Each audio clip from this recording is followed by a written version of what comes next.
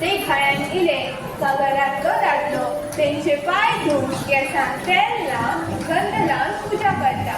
साखरच्या आणि रानटी फुलांची माळा घालता. चोराचे चोरूक गेले आंबियाच्या वनी रे, चोराचे चोरूक गेले आंबियाच्या वनी रे. चोरांचा पाणी नावाक म्हटल्यार खूप शुभ मानला जाता. त्या खातीर घरातले लहान भुरगे चोरांचा पाणी नाव घालतात.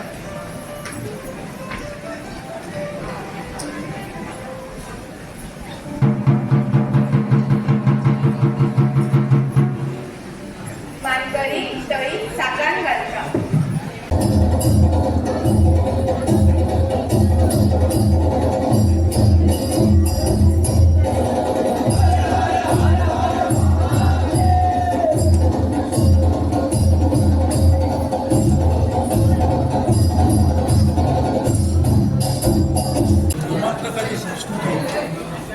वैशिष्ट्यपूर्ण आहे.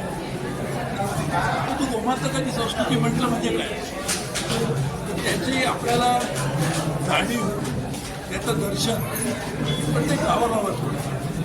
प्रत्येक गावात होणारी जत्रा, प्रत्येक गावात होणारे समारंभ, प्रत्येक गावात विविध सण त्यांना साजरे केले जातात. हे देखील वैशिष्ट्यपूर्ण आहे. आणि या सगळ्या गावामध्ये होणारी जी विविध स्वरूपाची जी प्रदर्शन आहे संस्कृती, त्याचं एकत्रीकरण केलं म्हणजे गोमांतकाची संस्कृती.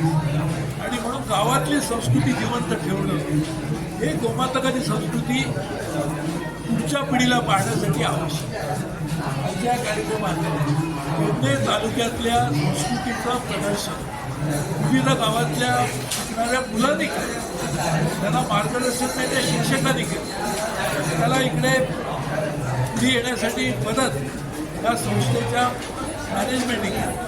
आणि म्हणून लक्ष्मीकांत पार्सेकर यांचे सर्व सहकारी, शंभवी पार्सेकर या शाळेच्या प्रिन्सिपल आणि या शाळेच्या सर्व शिक्षकांना विद्यार्थ्यांना त्याबद्दल धन्यवाद.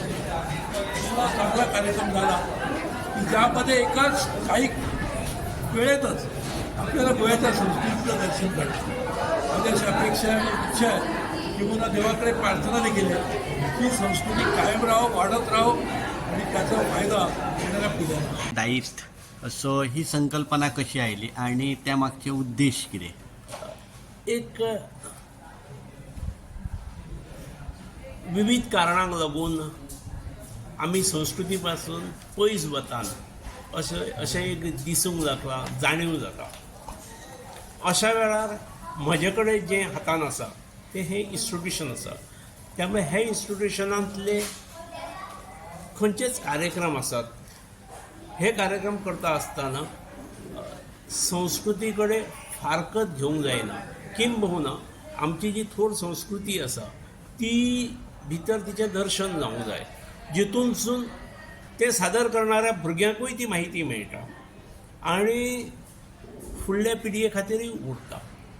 आज आमचे कडेन जे पेडणेचे दायज ही थीम दवरून जे गॅदरींग आमी आयोजीत केल्ले, हे इतल्याच खातीर की अनेक पेडणेच्या भुरग्यांक आपल्या गांवा पल्लीकडचें खबर नासता आनी त्यामुळे वेगवेगळ्या गांवांतल्या भुरग्यांनी आपापल्या गांवांतले वैशिश्ट्यपूर्ण उत्सव शिकून तेची माहिती घेवन आनी ताचें सादरीकरण केलें आनी तातूंत तेय भितर तांकां भितरली माहिती मेळ्ळी आनी एका गांवांतले दुसऱ्या गांवांत, दुसऱ्या गांवांचे अन्य गांवांत आनी तालुक्यांतल्या सगळ्या भुरग्यांक ही माहिती मेळूंक शकली आनी बऱ्या पद्दतीन ताणें हें केलें.